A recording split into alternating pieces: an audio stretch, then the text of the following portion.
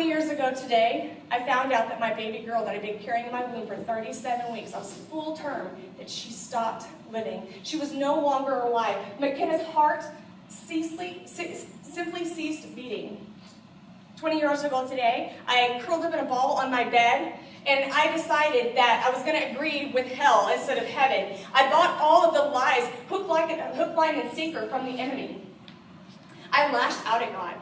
I cried out to him. I begged him, God, please, just let her breathe. Just one time, just let her breathe. Please, Jesus, just once. Please give me my baby girl back.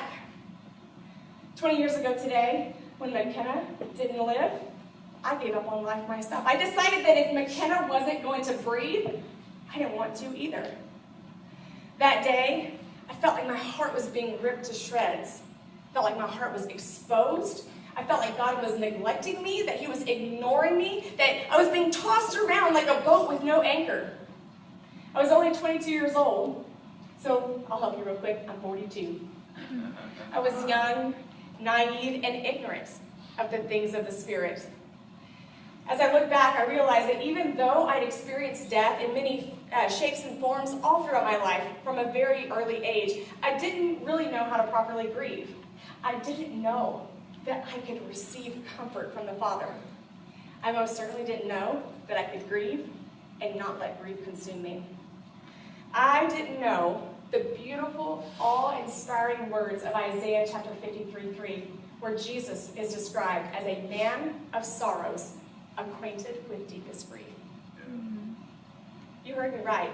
I say those words are beautiful and they're awe-inspiring. And I'll tell you why here in just a moment. But for just now, for a moment, let this profound truth sink in.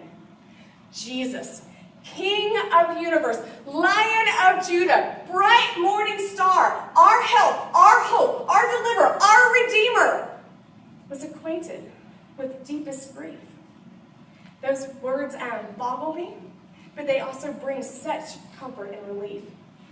So I'm going to give you a better understanding of the enormity of Isaiah's words in Isaiah 53:3. Sorrows is their Hebrew word makob. It comes from the word ka'ab, which points to mental pain and anguish. The word acquainted is the Hebrew word yada. Say yada with me. Yada. I love yada. It's really one of my favorite Hebrew words. Yada means to know.